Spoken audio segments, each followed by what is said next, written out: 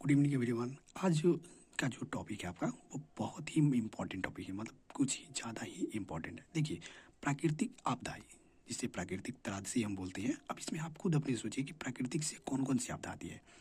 तो आप जानते हैं, बाढ़ हो गया, तूफान हो गया, भूकंप हो गया, सुनामी, सूखा पड़ जाना हो गया, मानव जीवन में ये सभी जो वो पर्यावरण पर गहरा प्रभाव डालता है। ये सभी के सभी जो वो प्राकृतिक आपदा है। अब आप ही बताइए, अगर बाढ़ आएगा तो आप क्या लिखिएगा बाढ़ के बारे में? जो आप समझ रहे हैं, जो सोच रहे हैं, आप खुद अपने से सोचिए, बस वही चीज़ आपको लिखना है।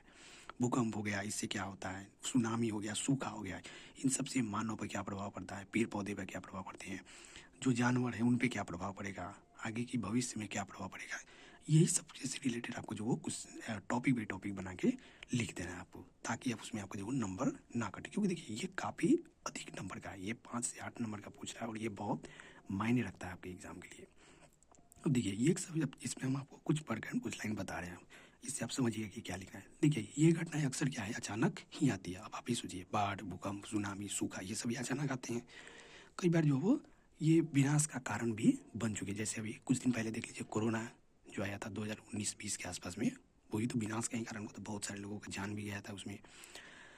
तो प्राकृतिक त्रासदी मुख्य कारण जो वो भूगर्भीय बदलाव होता है, जलवायु में परिवर्तन हो जाना, या हम अपने या प्रकृति के द्वारा जो हम छेड़छाड़ करते हैं, तो उसके कारण भी असंतुलन होता है, जिसके कारण इसका निर्भर जो वो संसाधनों पर देखने को मिलता है। अगर हम प्रकृति की कोई भी चीज़ हम छेड़छाड़ कर रहे हैं तो वो भयंकर रूप ले लेती है, चाहे वो बाढ़ का हो, भूकंप का हो, सुनामी का हो या सूखा का हो। प्रकृति राशि केवल मानवीय जीवन या और संपत्ति का नुकसान करती है, बल्कि पर्यावरण को भी नुकसान करती है, उसको भी बिगाड़ देती है। जैसे खेती बाड़ी हो गया, वन्य जीव हो गया, जो भी जानवर रह रहे हैं, जल स्रोत को भी प्रभावित कर दिया। जो भी जल का हमारे पीने योग्य जो पानी है उसको भी प्रभावित कर दिया। मान लीजिए, अगर आप पेड़ पौधे अत्यधिक खूब अंधाधुंध कटाई कर रहे हैं, पेड़ पौधे तो आप काट दिए, अब काट दिए, उसके कारण बारिश कम होगा। क्योंकि देखिए, पेड़ पौधे के ही कारण बारिश होते हैं। अब अगर आप पेड़ पौधों काट दीजिएगा तो बारिश नहीं हो पाएगा, बारिश नहीं होगा तो आपका ग्राउंड वाटर जो वो रिचार्ज नहीं हो पाएगा, यानी उसमें पानी नहीं रह पाएगा। अब अत्यधिक गर्मी होगा, तापमान बढ़ेगा, तो जितना तापमान बढ़ेगा उतना जल्दी जो वो पानी सूखेगा। अब आपके ग्राउंड से पानी अगर सूखेगा तो आपके कल से पानी आना कम हो जाएगा। कभी कभी पानी आएगा, कभी नहीं आएगा, कभी हो सकता है कल आपका सूख गया। अब मान लीजिए किसी टाइम पे आपका पानी आपको नहीं आ रहा है, तो फिर आप तो क्या हो जाएगा, परेशान हो जाएंगे। बिना पानी का तो जीवन व्यतीत होगा नहीं। तो ये सभी कारण जो है वो प्राकृतिक आपदाओं के साथ में आ सकते हैं।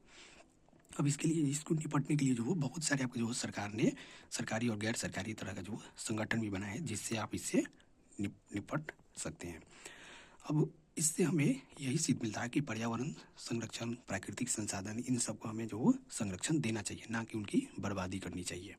बस यही सब से रिलेटेड आप जो वो आपके मन में और भी जो बातें आएंगे वो सभी इसमें ऐड कर देंगे और इससे आपका नंबर अच्छा बन जाएगा। Thank you so much.